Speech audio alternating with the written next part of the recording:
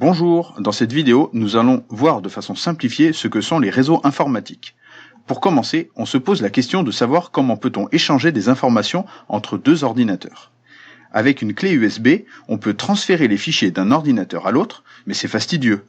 L'autre solution, c'est de relier les ordinateurs entre eux.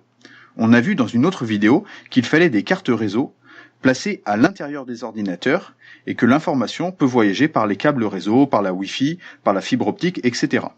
Dans tous les cas, si les ordinateurs sont reliés, on a ce que l'on appelle un réseau informatique. Bon, là c'est bien beau, mais on n'a que 2 prises réseau.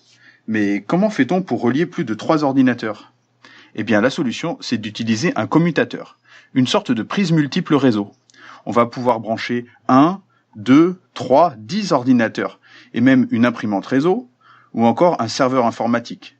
Très pratique, car les données qu'il contient seront accessibles par tous les ordinateurs du réseau.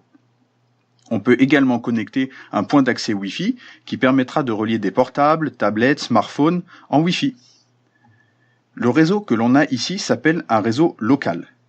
En anglais, on dit LAN, Local Area Network. C'est ce genre de réseau que l'on trouve dans les entreprises ou dans un établissement scolaire. Dans le cas où on a un deuxième réseau local assez proche que l'on souhaite connecter au premier. Comme il s'agit de 2 réseaux différents, il faut passer par des appareils appelés routeurs, qui vont permettre d'interconnecter les réseaux entre eux. Ici, on a ce que l'on appelle un réseau urbain. On dit Metropolitan Area Network en anglais. À la maison, on possède également un réseau informatique. Sauf qu'au niveau du matériel, le routeur, le commutateur et le point d'accès Wi-Fi sont réunis dans un seul appareil, que l'on appelle la fameuse box, qui veut dire en anglais boîte. Et dedans, il y a un routeur, un commutateur et un point d'accès Wi-Fi. On peut y connecter un ordinateur fixe avec un cordon réseau ou des équipements sans fil avec la Wi-Fi. On a ici ce que l'on appelle un réseau domestique, mais ça reste un réseau local, comme celui du genre de celui qui était à gauche. Alors, pour la 3G, la 4G, bientôt la 5G. Comme toujours, on a des routeurs, et de façon très simplifiée, on a des transmetteurs reliés aux antennes relais qui permettent de connecter les smartphones. Bien entendu, on a le réseau téléphonique qui est également connecté pour pouvoir appeler, mais là c'est un réseau à part. Donc cet ensemble, c'est ce que l'on appelle le réseau mobile. Et alors Internet dans tout ça, qu'est-ce que c'est ? Eh bien, les réseaux comme ceux-là, il en existe des millions sur Terre.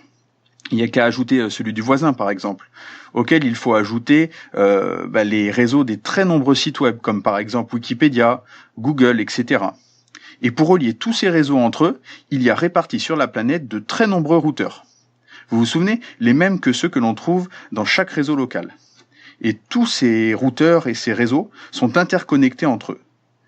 Et là, on a ce que l'on appelle le réseau étendu, The Wide Area Network, la toile mondiale. Vous l'aurez compris, c'est ça Internet, le réseau des réseaux, qui nous permet d'échanger des informations, des messages, des pages web d'un bout à l'autre de la planète, et tout ça en quelques secondes.